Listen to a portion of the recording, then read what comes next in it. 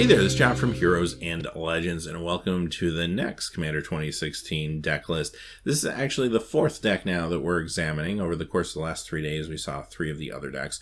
Tomorrow, we'll be back with the fifth and final one, which is the Artifact deck.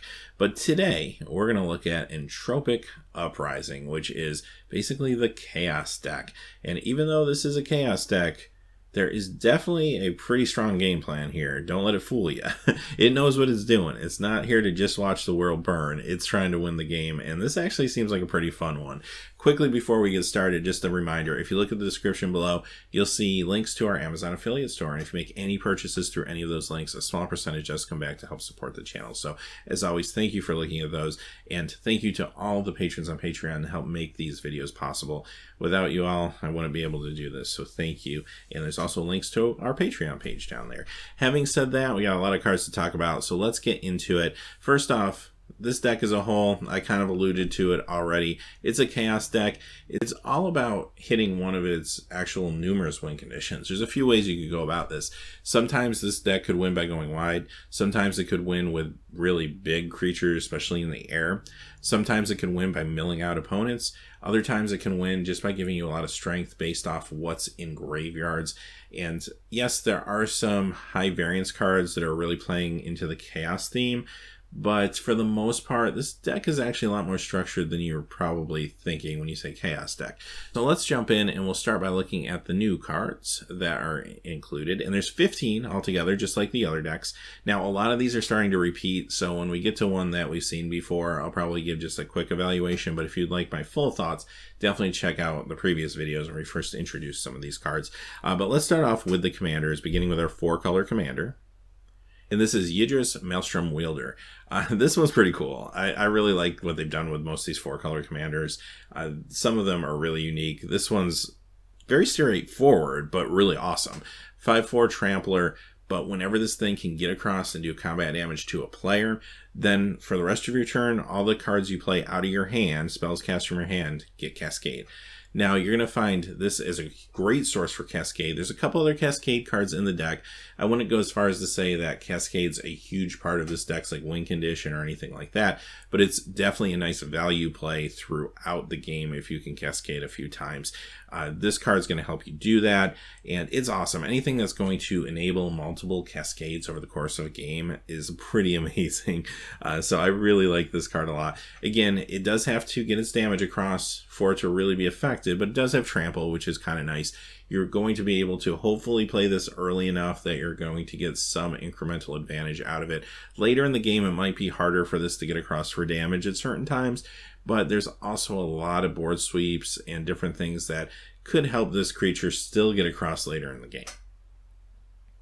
Okay, now much like the other decks, if you choose not to use the 4-color commander, you can use 2 partner commanders, and they give you 1 allied partner commander and 2 enemy colored partner commanders. So let's look at the ally first. If you go this route, you will have to use this one out of the box anyway. And this is Vile Smasher the Fierce. This is actually a pretty strong card. Now, granted, 2/3, it's a little fragile. Granted, in a game of multiplayer, it could die, but it only costs 3. You can play this early, you can play it often. That's very good.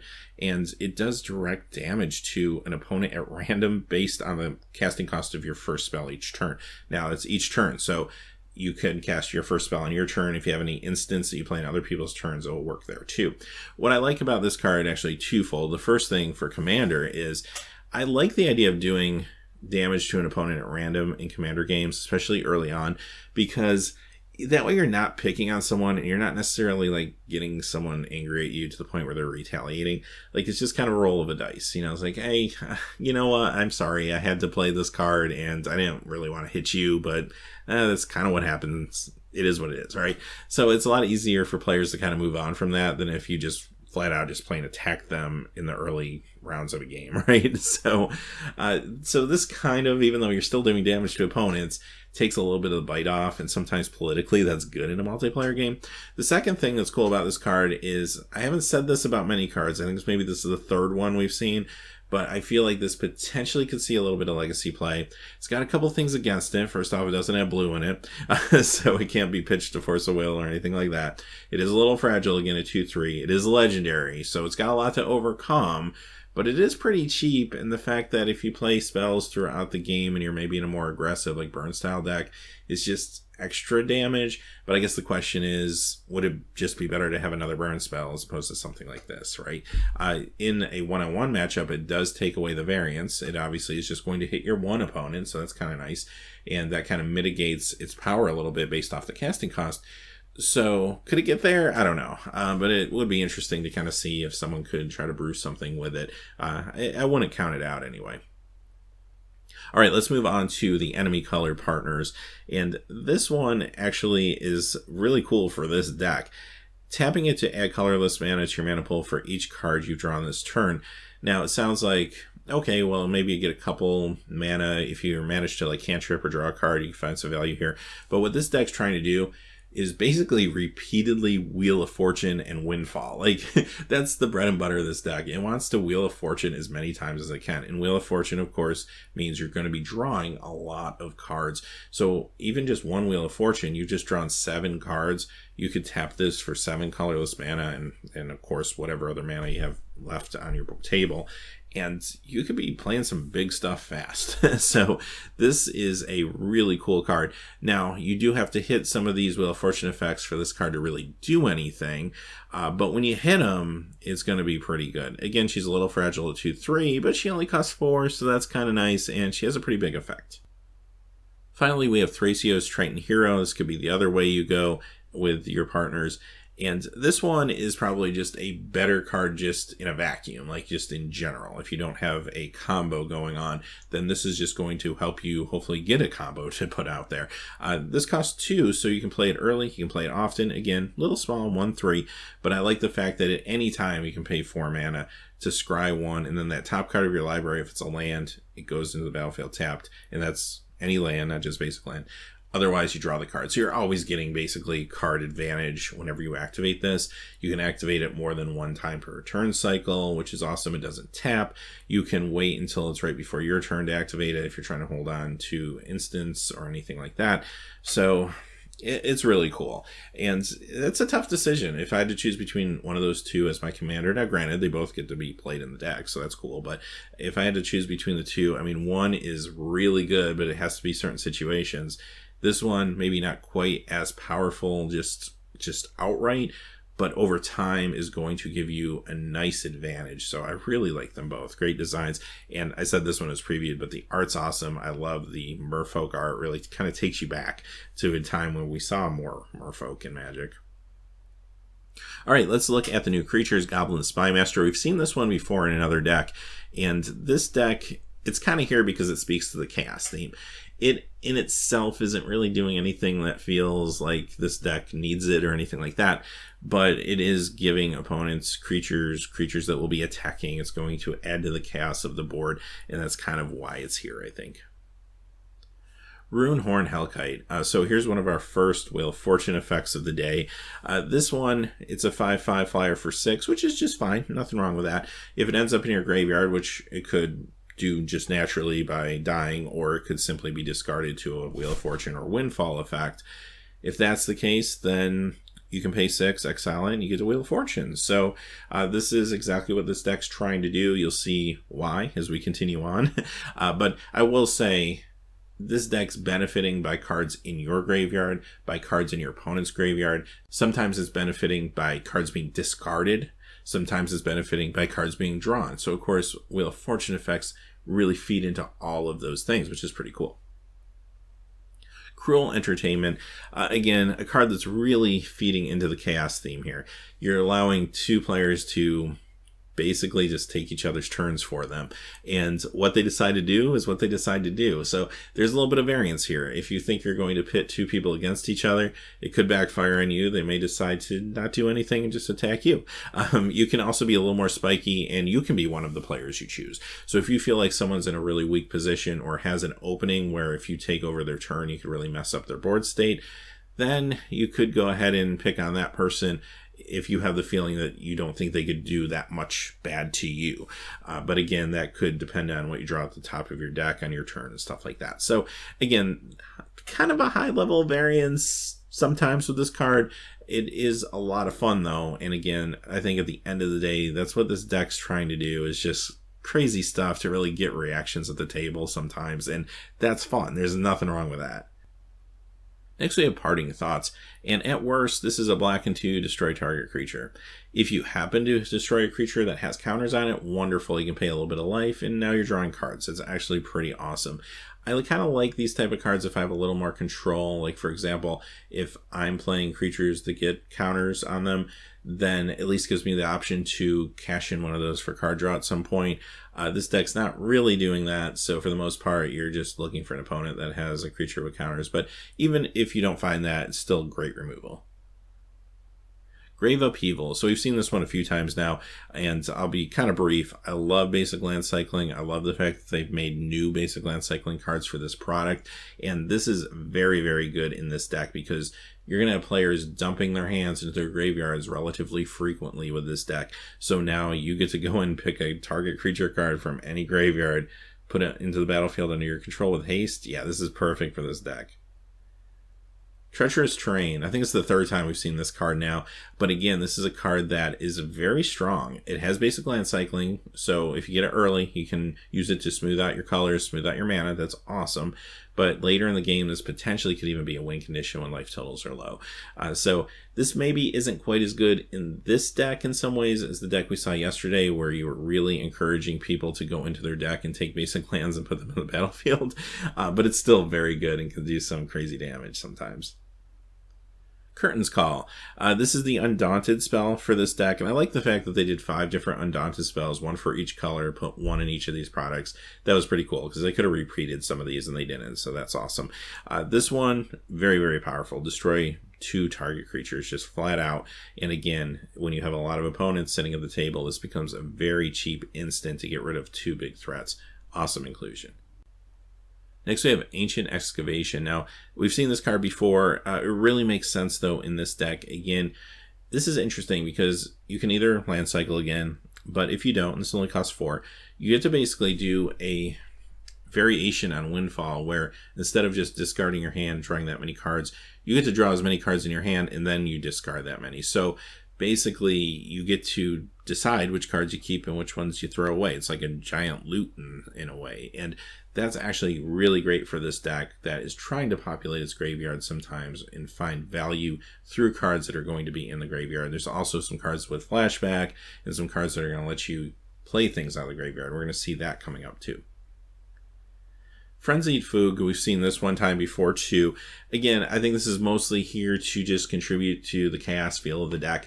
It's an act of treason that just keeps coming. So I play it the first time and I act of treason, and then every time it gets back to my turn, I get to basically take that same creature back again and do it all over again.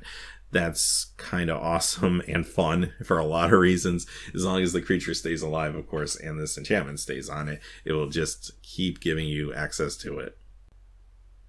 Boom Pile. So, of course, we knew there had to be a flip a coin card in here, right? How can you have a chaos deck without a flip a coin card? So this one's pretty cool. It costs 4. You can tap it right away. It doesn't come into play tap like, say, in a Veneral's Disc or something like that. And if you win the coin flip, then you get to destroy all non-land permanents. So, some ways better than the Disc because it gets rid of more stuff, like Planeswalkers and stuff. So that's pretty cool. But there is a level of variance, and I know spiky players might not like that a whole lot. They may want to switch this card out for something that's a little more reliable that's a board sweep, and that's fine if that's your play style. But the whole idea of this card, of course, is to not only clear the board if things are going bad, it's kind of like a panic button for you, but it also populates graveyards, and as we've already seen, that can be very important at times.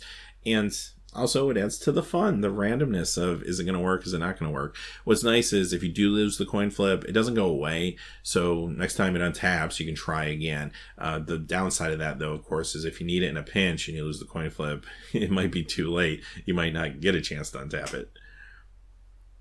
Ash Barrens, and of course this is the last new card of the day, and this is included in all the decks, but just an easy way to land cycle and get the lands you need. All right, let's move on to the reprints. And as we get into these now, I think the deck's going to start making a little more sense about kind of how it wins and what it's really trying to do. And like I said, there's a number of ways to win. These win conditions feel pretty solid to get to a point that you at least get maybe 1 or 2 of them on board, simply because you're drawing so many cards. We're going to start off with Academy Elite. And I mentioned earlier, of course, having things in graveyards will matter. Well, this is one of those cards that does pay off there. Having instants and sorceries in all graveyards on the battlefield will give this thing X number of +1/+1 counters. And this will come in for 4. It could potentially be a sizable creature. Now, it doesn't have evasion or anything, so at times it might not matter just how big it is. But at the same time, you can pay a blue and 2 at any time, remove the +1/+1 counter, draw a card, and discard a card. That's actually pretty powerful too. Again, looting very strong in this deck because you're getting the advantage of seeing the next card, seeing if it's something you want, but also being able to pick and choose what goes into your graveyard. Now, I'll say right off the bat before we go any further, this deck doesn't use any madness cards or anything, but there's a lot of good outlets that if you had madness cards, they could actually be quite economical. So just something to think about if you're looking to tweak this deck. There may be some opportunity to add madness to it. Next we have Aeon Chronicler, and this was a cycle from Planar Chaos, I believe, and all these cards had a similar idea where you had to pay a bunch of mana into them to give them suspend counters, but every time you took off a suspend counter, you got some sort of benefit. As a matter of fact, winding down the suspend counter is a better benefit than actually just having the creature in more times than not. Now, size-wise, there is a card in this deck that does allow you to have no maximum hand size. So if you have that, this could be a pretty sizable creature at times. But I think where this really shines is just simply putting all your mana into it to suspend it and continually draw an extra card every turn until the point where you run out of the suspend counters. That's really what this card is trying to do. It can be quite good. Guilt Feeder. This one's kind of funny. It's 0/4, but if it gets by and it's not blocked and it does have Fear Notice, it could potentially do a lot of damage to a player. If this attacks and isn't blocked, that player will lose 1 life for each card in his or her graveyard. And again, we are dumping a lot of stuff in graveyards with all these Windfall and Wheel of Fortune effects. So this could be kind of crazy. This really punishes somebody for not playing a black or artifact creature. Now, granted, there are a lot of artifact creatures that you find in Commander games, right? I mean, that's relatively common. However, there's a lot of spot removal in this deck. There's a lot of ways to disrupt board states. So you could potentially get this across. This could definitely even be a win condition at times. Synchromancer. Well, are you in the business to gain a whole bunch of life? Because that's what this card's doing for you. So whenever an opponent discards a card, you may gain 3 life. Again, imagine all these Wheel of Fortune effects going off. You're just cycling through everybody's hands. Maybe you have 3, 4 opponents at the table. This gets pretty crazy pretty quick if nobody deals with it. I mean, you can have an astronomical life total if nothing happens to this card. And also, when opponents' creatures die, by the way, you also get to gain 3 life. So you have that on top of it. And yeah, sure, this is also a 3/3 flyer, and which is not a bad thing either. So this card is actually doing a ton of work in this deck. Dragon Mage. Well, here's another one of the Wheel of Fortune effects. This one is actually repeatable as long as no one can deal with it. 5/5 flyer for 7 mana, but whenever it deals combat damage to a player, everybody Wheel of Fortunes, and that's crazy. So if you hit somebody for 5, Wheel of Fortune 1 time, wonderful. Next time, if no one can deal with this and no one can block this thing, you get to do it again. That starts to get pretty crazy pretty quick for what this deck's trying to do. Gamekeeper. This is fantastic for this deck for a couple of reasons. First off, yes, you get this into play. You kind of want it to die, so you're going to have to orchestrate that a little bit. But when it does die, then you get a kind of an Oath of Druid style effect where you get to turn cards until you get another creature to replace it. But maybe more importantly, all the cards you turn that aren't the creature get to go to your graveyard, so there's definitely a double advantage here. Satyr Wayfinder. Now, instead of just putting, say, a mana dork in here, they use Satyr Wayfinder because not only does this help you fix mana, but it also puts cards in your graveyard, so perfect for this deck. Wall of Blossoms. Maybe I'm a little surprised we didn't see this in some more decks. It's just kind of a staple card. I mean, it's not doing anything special in this deck, but it's always value. I mean, paying 2 for 0/4 Wall, it slows down the game a little bit, lets you draw a card. It's always nice. Consuming Aberration. Okay, here's another kind of win condition card for this deck. Basically, it's doing a couple things here. First off, power and toughness equal to the number of cards in all opponents' graveyards. So this thing can be gigantic. Now, granted, it doesn't have evasion or trample or anything, but still, this could be a really big creature. Secondly, what it's doing is whenever you cast a spell, each opponent reveals cards from the top of their library until they hit a land, and all those go into the graveyard.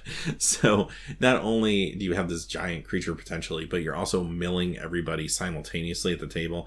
this is going to put a huge target on you when this hits the battlefield. So you do have to finesse this a little bit. Like maybe you hold on to this one down to your last player or two so that there's less ways for it to be answered.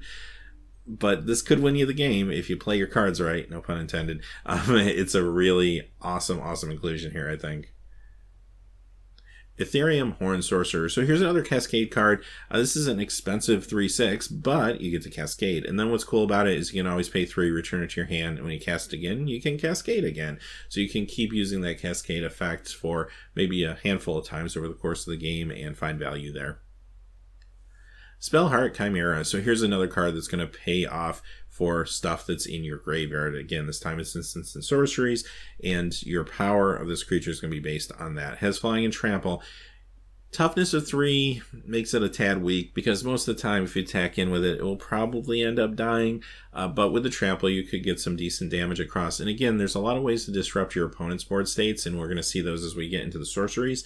And if you can mess up what your opponents have for blocking, you could get across with some serious damage with this card. Nath of the Guild Leaf. I always like this card. I think it was from the original Ravnica, but it's actually pretty strong. I mean, you get a 4/4 body, that's fine. But at the beginning of your upkeep, target opponent discards a card at random. And discarding at random is very powerful compared to letting your opponent decide what to discard. This can really mess up people's game plans. Also, you happen to get a 1/1 green elf creature token whenever an opponent discards a card. So not only when you activate this ability, but when you start Wheel of Fortuning and they're discarding 3-4 cards maybe a piece, all of a sudden you're going super wide. And that's another win condition for this deck. I mentioned this at the top of the show, but it's got a lot of ways to go wide with a bunch of tokens. This is one of them. So this is just another way that this deck wins through the quote-unquote chaos of all the card cycling. Bloodbraid Elf. Not too much to say about this one at this point that you probably don't know. I mean, this is a classic staple. Pay 4, 3/2 haster, Cascade. Just tons of value in this card. Coiling Oracle, another classic card you've probably seen a whole lot of. Again, it's a nice value card. You pay 2 for a 1/1, flip the top card. If it's a land, you get to put it into play. It's not even tapped, which is really nice. And otherwise, if it's not, you just put the card into your hand. So just a lot of value to be had there. Horizon Chimera, you're going to be drawing a whole bunch of cards. So this is another way to start gaining some life and just staying ahead of your opponents. So again, even if you just look at the Wheel of Fortune effects, when those go off, drawing 7 cards, that's 7 life right there. That can really start to add up as the game goes on. Blood Tyrant. This is another potential win condition. It's a little expensive, sure, but this is very powerful. I mean, flying trample 5/5 just to begin with, and then at the beginning of your upkeep, each player loses 1 life, and then you get +1/+1 counters based on each point of life that was taken. So if you have even 3 or 4 people at the table, that gets out of hand, and when a player goes out of the game, you get to throw 5 +1/+1s on this. This gets out of hand pretty quick. Again, this is one of those cards that people are going to have to find an answer to quickly, or else it's going to take over the game. Might be better later in the game when you get down to the last opponent or two, just because, again, you'll have less people that potentially could have answers to this. But this is really strong stuff. And yes, you're paying for it, but huge effect. Glint Eye Nephilim. I'm a little surprised we didn't see this whole group of cards from Guild Pack in these products. I thought for sure we'd be seeing these things. This is the only one they actually reprinted, but this is a good one. I mean, it's a 2/2, and when it deals combat damage to a player, draw that many cards. So it's kind of like Curiosity, but it's actually based on the amount of damage that you do. And it also has another ability where you can pay 1 and discard to give it +1/+1 till end of turn. So again, all the things this deck kind of wants to do. It opens up the possibility anyway of perhaps drawing cards, and it also gives you a discard outlet too, which could be important in certain situations. Devastation Tide. Oh, yep. We sure do have miracle cards in this deck. So why not? Chaos deck. Let's throw some miracles in there. Devastation Tide's a good one. All non-land permanents to their owner's hand. And if you get the miracle on this, it only costs 2. Very cheap. Now, it's funny because this deck probably wants something like this more so than they want just like a regular board sweep, because what you're hopefully doing is putting a whole bunch of stuff in your opponent's hands, maybe forcing them to discard a little bit to hand size, and there are definitely advantages that can occur, as we've seen and will continue to see, when opponents discard cards. So this is kind of, this deck's way to not only have a panic button, but also maybe find some additional value there. Next we have Spell Twine, which actually is a powerful card for 6, and a great commander card. I mean, you get to play an instant or sorcery from your graveyard and one from an opponent's graveyard, and basically you're just paying for 6, the price of the spell for both of them. They all get exiled, but that's fine. You can actually get a lot of power for 6 mana out of this. Treasure Cruise, we saw this in one of the other decks. Again, it's not going to be busted broken in Commander or anything. It's a great card, though. Feels a little counterintuitive in some ways with Delve, because you kind of want to stock your graveyard some of the time. But there are a lot of cards that you would be able to probably get out of your graveyard that won't hurt you that badly. So you want to think about that when you use this card. However, at the same time, you're also probably going to have a lot of mana available to you at some point in the game, so it might not even matter that much. But this is still a great card. You can draw 3. If you need to do it early, you have a potential opportunity to do that. Windfall, of course Windfall had to be here, right? So it's got new art as well. And yes, this is a symmetrical effect. All players discard their hands and draw that many cards based off what they discarded. But again, everyone's discarding, they're filling their graveyards, they're drawing more cards, everything that this deck wants to see happen. Army of the Damned. So again, another way to win the game is about going wide with tokens. Here's a very straightforward, be it maybe a little expensive way to do it, but that's fine in Commander. I mean, for 3 black and 5, you get yourself 13 2/2 black zombie tokens. They do come into play tapped, you do want to consider that. But then you can again flashback this thing for 3 black and 7. The flashback cards are also nice too, because if you're in a situation where you end up discarding them to like a Wheel of Fortune or Windfall effect, then you still get some value out of them later too. Ghastly Conscription. Here's another way to go wide. Basically taking a player at the table, could be yourself or somebody else, all the creatures in their graveyard, you get to take them, shuffle them up, and put them down as manifest creatures. So now you got a bunch of 2/2s that potentially could even flip into other creatures. That's actually kind of awesome. And it's not super expensive either. 2 black and 5 for that effect actually feels very manageable. In Garruk's Wake. Now, we've seen a go-wide strategy. We've seen some big creatures that potentially have some effects that go off when they hit a player and they're not blocked. But you kind of are asking yourself at this point, well, how can I guarantee a board state where I'll be able to do anything with these things? Well, here's your answer. This card's fantastic. For 2 black and 7, destroy all creatures you don't control and all planeswalkers you don't control. Amazing. And I'm going to tell you, too, we're going to see in a few moments, there's ways to actually play this card multiple times during the course of the game, which really could be backbreaking. Past in Flames. Well, here's one of those ways. Great inclusion, first off. Let me say this is a card that sees play in Legacy, in Storm decks, also in Modern, sometimes even Vintage. But this is a Storm staple at this point, so it's always nice when they can find ways to reprint stuff like this, so that's pretty cool. But in this deck, yes, totally makes sense. You play this, it gives all your instants and sorcery cards in your graveyard flashback until end of turn. This also has flashback, so you could potentially do that effect twice, or again, if you end up discarding it, you still get to use it at least one time. And imagine playing in Garruk's Wake, flashing it back later in the game. That can get pretty nuts and is definitely going to allow you to get a lot of damage across at the point where you either went wide or maybe have some big flyers. Reforge the Soul. Well, here's your Miracle Wheel of Fortune. So, of course, you kind of knew that had to be there. Again, if you Miracle it, only 2, very, very cheap, but it's another opportunity to Wheel of Fortune. Volcanic Vision. Another way to take back in Garruk's Wake. So imagine, if you will, you play in Garruk's Wake, destroy all the creatures and planeswalkers that aren't yours.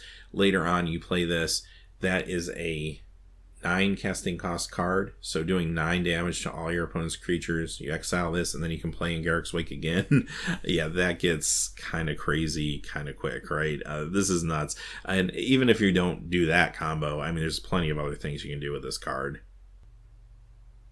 Whims of the Fate. Okay, now here's one of the more high variance cards, but basically you can squeak out a little bit of advantage with this card if you're used to playing it and you kind of think through this a little bit. I mean, stacking your cards into 3 piles, if you're very thoughtful about how you do that, you can come out on top sometimes maybe. But yes, there's totally a level of variance here. Some more spiky players might want to take this card out, put in something a little more consistent. But you know what? This is here for fun. If you really want to have fun and see a big reaction at the table, this card's definitely going to get it. Wheel of Fate. So here's our Suspend Wheel of Fortune. So this does a couple things. First off, you can suspend it for 2, and then in 4 turns, you'll get yourself Wheel of Fortune. Or you could potentially cascade into this, and then you would just get to play it immediately. That's actually kind of awesome. But either way, it's another Wheel of Fortune effect. Far Wanderings. This is kind of fun because it allows you to grab a basic land out of your library, put it into play tapped. It's kind of normal, but if you have Threshold, you can actually grab 3 basic lands and do that. So not super hard to get Threshold with this deck.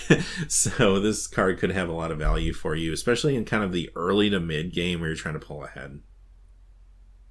Worm Harvest, another way that this deck's going to go wide. So this is awesome. Again, you're dumping a lot of extra cards into your graveyard as you go. You play this, you get a bunch of 1/1 black and green worm tokens, and then you can retrace it. So every time you retrace it, you're pitching a land, which means every time you're getting 1 additional token added onto the count. So this can start to run away with the game, especially later on if you draw into lands. There's a lot of value to be had here. I really like Retrace back from Eventide. It was a really cool mechanic. Whispering Madness. So here's a way to kind of continue these discard and draw effects, perhaps more than one time. You play this and everyone discards their hand and draws the number of cards equal to the greatest number of cards discarded that way. And again, there is a way for you to have no maximum hand size, so that could be quite big potentially. And then you cipher this onto a creature. Whenever that creature does combat damage to a player, you get to copy the spell for free at any time after that. So that's actually kind of cool. Potentially you could be doing this many times. This could just flat out mill people out of the game potentially, or else it's just another way to stock graveyards, get more advantage over the drawing and the discarding. Decimate, just a good answer card. They've been doing a good job at finding unique answer cards for these decks to reprint. Decimate's one of them. It gets rid of a artifact, creature, enchantment, and land. Can't do anything about planeswalkers, but still it can deal with a lot of threats. Chain of Vapor. Okay, we're back to the chaos theme again. Another card that's just going to bring chaos to the table. And it's kind of leaving your hands once you play it, so there is a level of variance. You don't necessarily know what your opponents are going to do with this. And if you have a board state that you really don't want messed up, you probably shouldn't play this card. But at the same time, you talk about fun and getting a reaction out of the folks at the table, this is going to do it. It's basically the blue version of Chain Lightning, except instead of paying 2 red mana to make a new copy of the spell and replay it, you have to sacrifice a land. So it's a bigger commitment, but at the same time, like, you could just be bouncing stuff all over the place, right? Like, this card can get crazy out of hand, completely reshape the game, and it's fun. It's just a lot of fun. Again, maybe it's too high variance for some people and they might want to switch it out, but it's just a ton of fun. Evacuation, again, if this deck's looking for a panic button and a way to kind of sweep the board if it needs to, this type of effect could garner more value than a normal Wrath of God effect for all the reasons we mentioned earlier. You're stocking hands to the point where perhaps people may have to discard, or imagine playing this and then following it up with the Wheel of Fortune effect. That would actually be pretty awesome too. Just pick up everything and, oh, by the way, now you can just dump all that into your graveyards. Chaos Warp, another card that is very high variance, but it does deal with some problems that maybe this deck doesn't have a lot of options for example, a Planeswalker. This is target permanent, so if you're really desperate enough, you can dump a Planeswalker back into somebody's deck and let them choose another permanent off the top of their deck. So they're randomly getting something else. It could work out for you, it could backfire. You could use it on your own thing if you think you could find something better. So yeah, there's a little bit you can do with this, but again, it's a high variance card. Next we have Benominous Blast, another classic card. It has Cascade, so it's another Cascade card, a lot of value that potentially could come from that, and it's a nice little direct damage spell too. Rakdos Charm, love charms whenever you can work them in. This one, again, giving you 3 different options and at any given time could be relevant. Waste Not, so here's another big payoff card. Now, if you don't find this card during the course of the game, you can still win the game with this deck, but if you find this card, it probably makes it that much easier, because now whenever an opponent discards a creature card, you get a 2/2 black zombie token. Whenever they discard a land, you get 2 black mana, and whenever they discard a non-creature, non-land, you draw a card. So imagine, again, this with all the Wheel of Fortune effects at the table, stuff like that.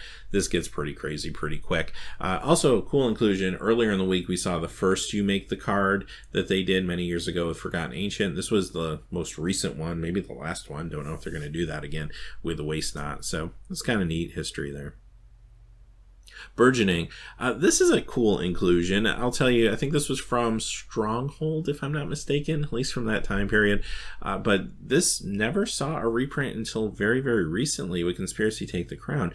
And this is a pretty big Commander card. Like, you see this played a lot in Commander, and this card was actually up to about $25. It was that popular. So it's come down now. Obviously, when it was reprinted in Conspiracy, that was a good thing, and now there's another way to reprint it, so that's actually kind of awesome. This actually makes a lot of sense in this deck because, again, you're going to be stocking not only your hand but your opponent's hands a lot of the times. There's going to be a lot of land playing going on. This allows you to get some of those extra lands out of your hand faster, so definitely has a purpose in this deck. Really good. All right, let's move on to some artifacts. A lot of these will be color fixing or mana fixing. Chromatic Lantern, maybe one of the best color fixing artifacts ever. Not only can this tap for mana of any color, but it makes it so all your lands can tap for mana of any color. Commander Spear, this is in all of the decks, but again, just nice fixing, and you can cycle it later. Felwar Stone, only costs 2, nice mana fixing. Granted, a little bit of variance here, but for the most part, you usually can find the color you need in Commander early on. Rakdos Signet. Signet's always great. We also get Simic Signet. And a Soul Ring. They've included these again in every single deck, as well they should. One of the best cards ever printed. Fantastic for Commander. And you know what? They print 5 of these, 1 in each product every year, and the card's still $5-6 cards. So, I mean, imagine if they didn't do that. It's great that they keep pumping these out. Whisper Silk Cloak. This is another way to get some of those big creatures across if you need to. Like, we saw some really cool flyers. We saw creatures that have effects when they damage a player. So this is a way to make something unblockable. Also give it Shroud to protect it. This works really good in this deck.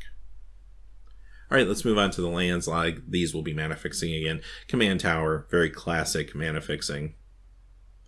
Crumbling Necropolis, tricolor land. Dismal Backwater. You're going to notice you're going to see a lot of these enters the battlefield tapped, you gain a life lands. They didn't give quite as much love to the mana base to this particular deck, so I guess maybe in playtesting they felt like it didn't need to be as fast as some of the others. And just an interesting side note, you're going to see a few of these. Evolving Wilds, good fixing. Exotic Orchard, much like Felwar Stone and land version. Frontier Bivouac, and another tricolor land. These are awesome. A little slow, but very good for fixing your mana. Jungle Hollow, here's another one of the gain life lands. Opulent Palace, another tricolor land. Rakdos Canarium, you get a bounce land. Reliquary Tower, here's the card I've been alluding to where you have no maximum hand size. Rugged Highlands, another gain life land. Rupture Spire for more fixing. Savage Land, another tricolor. Shadowblood Ridge, one of the Odyssey filter lands. So always cool to see these. They reprinted 3 of these in various decks this time around. Simic Growth Chamber, another bounce land. Swiftwater Cliffs, another gain life land. Terramorphic Expanse, again for fixing. And finally, our last non-basic land, Thornwood Falls, another gain life land. So there you go. Let's round it out with the basic lands. And if you've been watching all the videos, I've been trying to showcase all of the basic lands. Actually, as far as this video, I think I've showed all of them now, but they look amazing. Kev Walker, Rebecca Guay, and Mark Poole are on these lands. Incredible. But you get 5 islands, 5 swamps, 5 mountains, and you guessed it, 5 forests. So that's the deck list. My initial thoughts of this deck, it seems incredibly fun. First off, the win conditions seem pretty solid. I mean, when I first heard Chaos deck, I was very intrigued. Like, I wanted to see what that was. Was it a deck that just wanted to kind of see chaos happen for the sake of chaos? Or did it have a thought-out game plan? This really has a very thought-out game plan. As a matter of fact, in some ways, it probably has a more stable game plan than even the deck we looked at yesterday, which was the Unity kind of group hug style deck. Now, having said that, yes, I mentioned as we went through, there's a number of high variance cards that really play into the chaos idea, and some players might not like that. Some players may want to take those out and put in things that are more consistent, and that's fine. But I do think in some ways if you do that, you are losing the fun factor of this deck. Like, there's nothing like sitting down at a table of Commander with like 3 or 4 people, and you have 1 or 2 moments where you just play a card or somebody plays a card and it just gets a reaction from the whole table.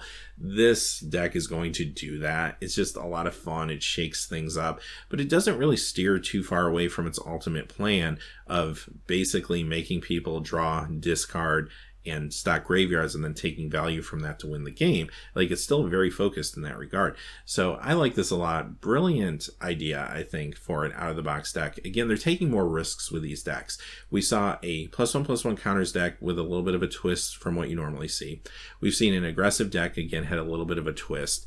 And then yesterday we saw this Unity deck, which was very unique for an out-of-the-box deck. Yes, it is an archetype you see in Commander, but I was very surprised we saw it from a Wizards product directly out of the box. It just seemed a little complicated for something like that. Today's deck, again, pleasantly surprised that we're seeing things that are a little bit fringe sometimes.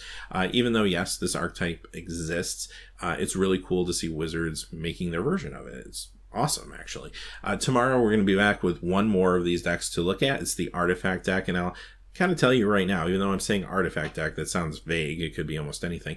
This is kind of a beat down Artifact deck. This is all about getting artifacts to get in the red zone and fight, and it looks pretty awesome too. So I'm very happy with this product so far.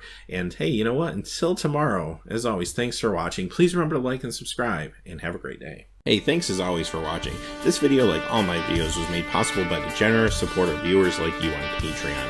Even a donation of $1 helps me to keep growing this community and creating better quality content for all of you. Check out our Patreon page for exclusive giveaways and future goals for the channel. If you haven't yet had a chance to subscribe, hit that subscribe button so you don't miss any of the MTG news, spoilers, set reviews, product openings, or finance videos on Heroes and Legends. Talk to you again soon, and have a great day.